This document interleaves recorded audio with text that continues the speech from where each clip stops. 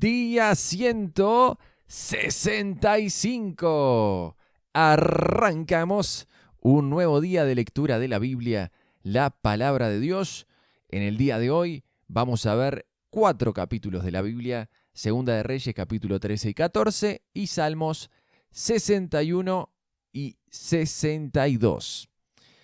En este capítulo que vamos a comenzar, Segunda de Reyes, capítulo 13, vamos a ver que en el comienzo, viste que todo el tiempo en esto de los reyes se van entrelazando y te va diciendo, en el año tal del reinado de este fue que comenzó a reinar el otro. Y bueno, así es que arranca este capítulo en el que nos dice que Joacás comenzó a gobernar Israel durante el año 23 del reinado de Joás en Judá. Y así los va entrelazando. ¿Te acordás de Joás, no? Bebito que fue rescatado por el sacerdote, que a los 7 años empezó a gobernar y que anduvo bien hasta que estuvo vivo el sacerdote. Después fue que metió la pata. Bueno, arranca el capítulo 13 de Segunda de Reyes y dice así: Joacás, hijo de Jehú, comenzó a gobernar Israel durante el año 23 del reinado de Joás en Judá, y reinó en Samaria 17 años. Él hizo lo malo a los ojos del Señor, siguió el ejemplo de Jeroboam, hijo de Nabat, y continuó con los pecados que Jeroboam hizo cometer a Israel. Por eso el Señor estaba muy enojado con los israelitas y permitió que el rey Hazael de Aram y su hijo Ben-Hadad los derrotaran en repetidas ocasiones. Entonces Joacás pidió en oración la ayuda del Señor y el Señor oyó su oración, pues veía la cruel opresión que el rey de Aram ejercía sobre Israel. Así que el Señor envió a un hombre para rescatar a los israelitas de la tiranía de los arameos. Después Israel vivió a salvo otra vez como en tiempos anteriores. Sin embargo, los israelitas siguieron pecando, siguiendo el mal ejemplo de Jeroboam. También dejaron en pie el poste dedicado a la diosa Acera en Samaria. Finalmente, el ejército de Joacás quedó reducido a 50 conductores de carros de guerra, 10 carros de guerra y 10.000 soldados de infantería. El rey de Aram había matado a los demás, pisoteándolos como al polvo debajo de sus pies. Los demás acontecimientos del reinado de Joacás, todo lo que hizo y el alcance de su poder, están registrados en el libro de la historia de los reyes de Israel. Cuando Joacás murió, lo enterraron en Samaria. Luego su hijo Joás lo sucedió en el trono. Vamos a hacer un pequeño paréntesis acá. Vimos que este rey Joacás hizo lo malo ante los ojos del Señor, por eso Dios estaba molesto con él. Pero está bueno el versículo 4 que dice que Joacás pidió en oración la ayuda del Señor y el Señor oyó su oración, pues veía la cruel opresión que el rey de Aram ejercía sobre Israel. Dios es todo amor, y aunque uno tenga un tiempo de hacer las cosas mal y eso a Dios le duela y no le guste, si uno se vuelve a Él y le pide ayuda, Dios siempre lo va a ayudar. Por más que uno sea un sinvergüenza y venga haciendo las cosas mal como este rey, Dios es muy bueno. Vamos a seguir la lectura en el versículo 10, que recién en el versículo 9 yo mencioné que el rey que lo sucedió en el trono a Joacás fue su hijo Joás, pero en realidad está escrito con Y. Por eso me parece la manera más correcta de leerlo, capaz que es una brutalidad lo que voy a hacer, pero no como Joás, sino como Joás. Así que arranco el versículo 10 diciendo ese nombre. Joás, hijo de Joacás, comenzó a gobernar Israel durante el año 37 del reinado de Joás en Judá, y reinó en Samaria 16 años. Él hizo lo malo a los ojos del Señor, se negó a apartarse de los pecados que Jeroboam, hijo de Nabat, hizo cometer a Israel. Los demás acontecimientos del reinado de Joás y todo lo que hizo, incluso el alcance de su poder y su guerra contra el rey Amasías de Judá, están registrados en el libro de la historia de los reyes de Israel. Cuando Joás murió, lo enterraron en Samaria con los reyes de Israel. Luego su hijo Jeroboam II lo sucedió en el trono. Cuando Eliseo cayó enfermo de muerte, el rey Joás de Israel fue a visitarlo y lloró sobre él, diciendo: Padre mío, veo los carros de Israel con sus conductores. Eliseo le dijo: Consígueme un arco y algunas flechas. Y el rey hizo lo que se le indicó. Luego Eliseo le dijo: Pon tu mano sobre el arco. Eliseo puso sus 2 manos sobre las manos del rey. Luego le ordenó: Abre la ventana que da al oriente. Él la abrió y Eliseo le dijo: ¡Dispara! Así que el rey disparó una flecha y Eliseo proclamó: Esta es la flecha del Señor, una flecha de victoria sobre Aram, porque tú conquistarás por completo a los arameos en Afec. Luego Eliseo dijo: Ahora levanta las demás flechas y golpéalas contra el piso. Entonces el rey las tomó y golpeó el piso 3 veces. Pero el hombre de Dios se enojó con él y exclamó: Tendrías que haber golpeado el piso 5 o 7 veces. Así habrías vencido a Aram hasta destruirlo por completo. Ahora saldrás vencedor solamente 3 veces. Después Eliseo murió y fue enterrado. Unos grupos de saqueadores moabitas solían invadir el país cada primavera. Cierta vez, mientras unos israelitas enterraban a un hombre, divisaron a una banda de esos saqueadores. Entonces, en el apuro, arrojaron el cuerpo a la tumba de Eliseo y huyeron. Pero en cuanto el cuerpo tocó los huesos de Eliseo, el muerto resucitó y de un salto se puso de pie. El rey Hazael de Aram había oprimido a Israel durante todo el reinado de Joacás. Pero el Señor tuvo bondad y misericordia de los israelitas y no los destruyó por completo. Tuvo compasión de ellos por el pacto que había hecho con Abraham, Isaac y Jacob. Y hasta el día de hoy no los ha destruido por completo ni los ha expulsado de su presencia. El rey Hazael de Aram murió y su hijo Ben-Hadad lo sucedió en el trono. Entonces Joás, hijo de Joacás, recuperó de manos de Ben-Hadad, hijo de Hazael, las ciudades que le habían quitado a Joacás, su padre. Joás venció a Ben-Hadad en 3 oportunidades y así recuperó las ciudades israelitas. Ahí finalizamos 2 de Reyes capítulo 13, que el final es el cumplimiento de la profecía que Eliseo le había dado a Joás. Viste que le dijo, bueno, ahora tira una flecha, y después le dijo, golpea la flecha contra el piso. Y solo las golpeó 3 veces. Entonces Eliseo le dijo, si hubieses golpeado más, habrías vencido más veces a los enemigos. Pero porque la golpeaste 3 veces, solo los vas a vencer 3 veces. Y es lo que ocurre en el último versículo. Dice, Joás venció a Ben-Hadad en 3 oportunidades. Qué tremendo, ¿no? La orden del profeta era golpear la flecha contra el piso. ¿Quién iba a pensar que por frenarse y no seguirle dando, si hubiese sabido, ¿no? Pero a veces uno no sabe en lo que Dios te está pidiendo, qué repercusiones va a tener. A mí me hace pensar en eso. Y que cuando vayas a hacer algo que Dios te mande a hacer, hacelo lo mejor posible hasta que Dios te diga que dejes de hacerlo. Si te dice golpear la flecha contra el piso, si me llega a decir a mí, ¿sabes cómo es? Agarro y la reviento, le doy, hasta que me diga, ya está.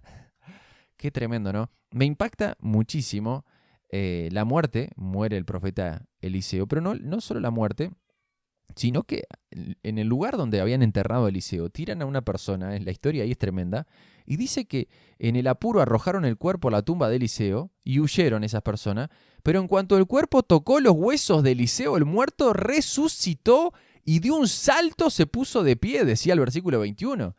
Tremendo. Hasta muerto siguió haciendo milagros Eliseo, porque la unción para hacer milagro estaba sobre él y estaba sobre esos huesos. Es increíble esto, ¿no? Es tremendo. Imponente. Nos vamos a 2 de Reyes capítulo 14, que dice así. Amasías, hijo de Joás, comenzó a gobernar Judá durante el 2º año del reinado de Joás en Israel. Amasías tenía 25 años cuando subió al trono y reinó en Jerusalén 29 años. Su madre se llamaba Joadín y era de Jerusalén. Amasías hizo lo que era agradable a los ojos del Señor, pero no tanto como su antepasado David. Amasías siguió, en cambio, el ejemplo de su padre Joás. No destruyó los santuarios paganos y la gente siguió ofreciendo sacrificios y quemando incienso allí. Cuando Amasías se afianzó en el trono, ejecutó a los funcionarios que habían asesinado a su padre. Sin embargo, no mató a los hijos de los asesinos porque obedeció el mandato del Señor que Moisés había escrito en el libro de la ley. Los padres no tienen que morir por los pecados de sus hijos, ni los hijos deben morir por los pecados de sus padres. Los que merezcan la muerte serán ejecutados por sus propios pecados. Hago un paréntesis acá, como Amasías, al leer la ley de Dios, lo que Dios había dicho a través de Moisés, fue que esto permitió que se salvaran los hijos de los que habían asesinado a su padre. Sigo en el versículo 7. Amasías también mató a 10.000 edomitas en el Valle de la Sal. Además, conquistó la ciudad de Sela y le cambió el nombre a Joctel, como se le conoce hasta el día de hoy. Cierto día, Amasías envió mensajeros al rey Joás de Israel, hijo de Joacás y nieto de Jehú, para transmitirle un desafío. Ven y enfréntate conmigo en batalla. Entonces el rey Joás de Israel respondió a Amasías, rey de Judá, con el siguiente relato. En las montañas del Líbano, un cardo le envió un mensaje a un poderoso cedro. Entrega a tu hija al matrimonio a mi hijo. Pero justo en ese momento, un animal salvaje del Líbano pasó por allí, pisó el cardo y lo aplastó. Es cierto que has derrotado a Edom y estás orgulloso de eso, pero confórmate con tu victoria y quédate en casa. ¿Para qué causar problemas que solo te traerán calamidad a ti y al pueblo de Judá? Sin embargo, Amasías no le hizo caso. Entonces Joás, rey de Israel, movilizó a su ejército contra Amasías, rey de Judá. Los dos ejércitos se pusieron en pie de guerra en Bet-Semes, en Judá. El ejército de Israel venció de manera aplastante a Judá y sus soldados se dispersaron y huyeron a sus casas. En Bet-Semes, el rey Joás de Israel capturó a Amasías, rey de Judá, hijo de Joás y nieto de Ocosías. Después se dirigió a Jerusalén, donde demolió 180 metros de la muralla de la ciudad, desde la puerta de Efraín hasta la puerta de la esquina. Se llevó todo el oro y la plata y todos los objetos del templo del Señor. También se apoderó de los tesoros del palacio real y tomó rehenes. Luego regresó a Samaria. Los demás acontecimientos del reinado de Joás y todo lo que hizo, incluso el alcance de su poder y su guerra contra Amasías, rey de Judá, están registrados en el libro de la historia de los reyes de Israel. Cuando Joás murió, lo enterraron en Samaria con los reyes de Israel y su hijo, Jeroboam II, lo sucedió en el trono. Amasías, rey de Judá, vivió 15 años más después de la muerte del rey Joás de Israel. Los demás acontecimientos del reinado de Amasías están registrados en el libro de la historia de los reyes de Judá. Hubo una conspiración en Jerusalén contra la vida de Amasías y el rey huyó a Laquis, pero sus enemigos mandaron a unos asesinos tras él y lo mataron allí.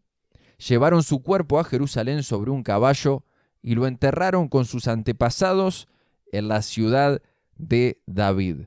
Todo el pueblo de Judá había coronado a Uzías, hijo de Amasías, quien tenía 16 años de edad, para que reinara en lugar de su padre. Después de la muerte de su padre, Uzías reconstruyó la ciudad de Elat y la restituyó a Judá. Jeroboam II, hijo de Joás, comenzó a gobernar Israel durante el año 15 del reinado de Amasías en Judá y reinó en Samaria 41 años. Jeroboam II hizo lo malo a los ojos del Señor. Se negó a apartarse de los pecados que Jeroboam, hijo de Nabat, hizo cometer a Israel.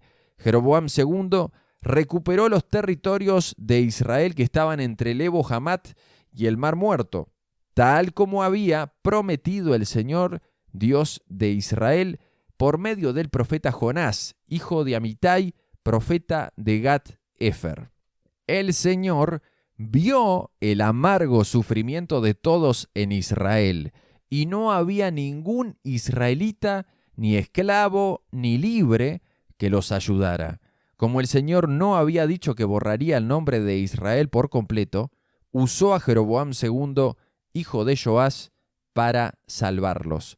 Los demás acontecimientos del reinado de Jeroboam II y todo lo que hizo, incluso el alcance de su poder, sus guerras y cómo recuperó para Israel las ciudades de Damasco y Hamat, que habían pertenecido a Judá, están registrados en el libro de la historia de los reyes de Israel.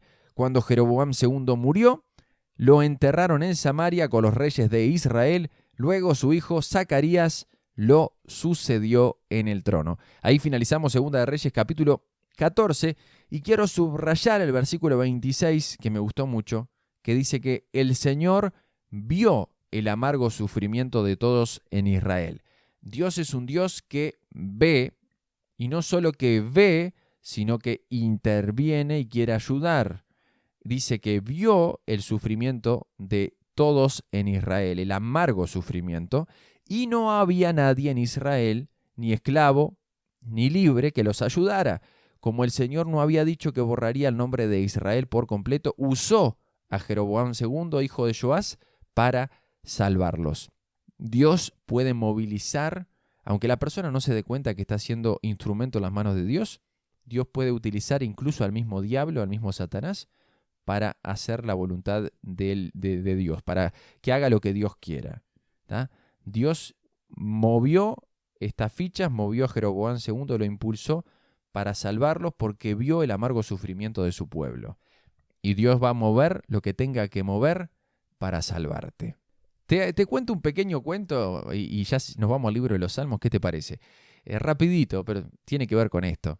Había una mujer que estaba pasando necesidad económica, no tenía dinero ni para comer, y llama a un programa de radio cristiano y cuenta su necesidad. Entonces, justo está escuchando el programa un satanista, una persona que se dedicaba a las cosas del diablo. Y dice, vamos a llevarle a esta mujer esta canasta de comidas, para que vea que Dios no le dio la respuesta, sino que se la dio el diablo. Entonces llegan con la comida y la mujer dice, muchas gracias por toda esta comida que me trajeron. Y los que le llevan la comida le dicen, ¿no quieres saber quién le manda esta comida? Y la mujer dice, la verdad que no me interesa. Porque cuando Dios manda, incluso el diablo obedece, ¿no? Y es maravilloso porque detrás de esta bendición está Dios. Por más que el diablo quiso utilizar a esas personas para decir, me voy a llevar la gloria yo, la mujer dijo, cuando Dios manda, incluso el diablo obedece. Nos vamos para Salmos capítulo 61, que dice así: para el director del coro, Salmo de David, acompáñese con instrumento de cuerda. Así que voy a tener que agarrar la guitarra para arrancar a leerte este salmo. Oh Dios, escucha mi clamor, oye mi oración. Desde los extremos de la tierra, clamo a ti por ayuda.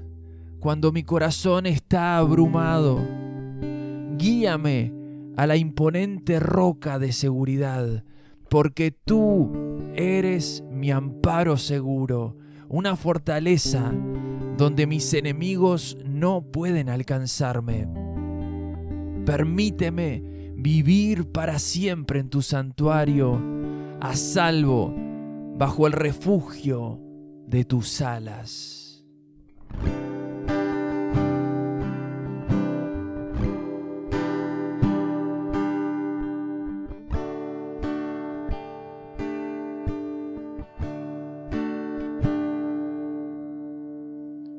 Pues has oído mis votos, Oh Dios, me diste una herencia reservada para los que temen tu nombre. Añade muchos años a la vida del rey, que sus años abunden de generación en generación, que reine bajo la protección de Dios para siempre, y que tu amor inagotable y tu fidelidad lo cuiden. Entonces cantaré alabanzas a tu nombre para siempre, mientras cumplo mis votos cada día. Ahí finalizamos el Salmos 61, este Salmo de David, hermoso, maravilloso. Y nos vamos a otro Salmo de David, el 62, que dice para Jedutún, director del coro, Salmo de David. Y dice así: espero en silencio delante de Dios, porque de Él proviene mi victoria. Solo Él es mi roca y mi salvación, mi fortaleza donde jamás seré sacudido. ¿Cuántos enemigos contra un solo hombre? Todos tratan de matarme, pero ellos no son más que una pared derribada o una valla inestable. Piensan derrocarme de mi alta posición. Se deleitan en decir mentiras sobre mí. Cuando están frente a mí, me elogian, pero en su corazón me maldicen.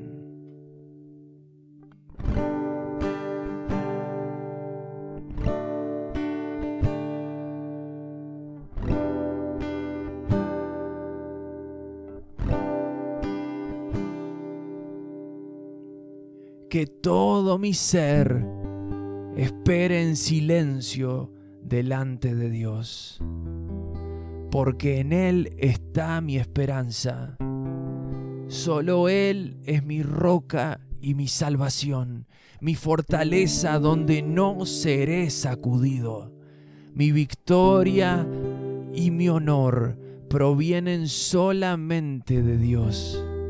Él es mi refugio, una roca donde ningún enemigo puede alcanzarme. Oh pueblo mío, confía en Dios en todo momento. Dile lo que hay en tu corazón, porque Él es nuestro refugio.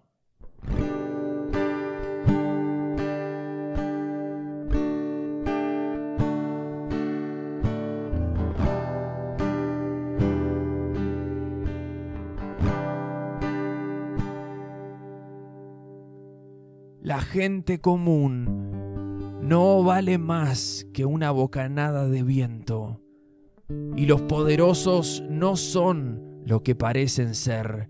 Si se les pesa juntos en una balanza, ambos son más livianos que un soplo de aire. No te ganes la vida mediante la extorsión, ni pongas tu esperanza en el robo. Si tus riquezas aumentan, no las hagas el centro de tu vida. Dios ha hablado con claridad y yo lo he oído muchas veces. El poder, oh Dios, te pertenece a ti. El amor inagotable, oh Señor, es tuyo. Ciertamente, tú pagas a todos de acuerdo a lo que hayan hecho. Quiero terminar este día repasando dos versículos, el versículo 1 y el versículo 5. El versículo 1 dijo David: espero en silencio delante de Dios, porque de Él proviene mi victoria.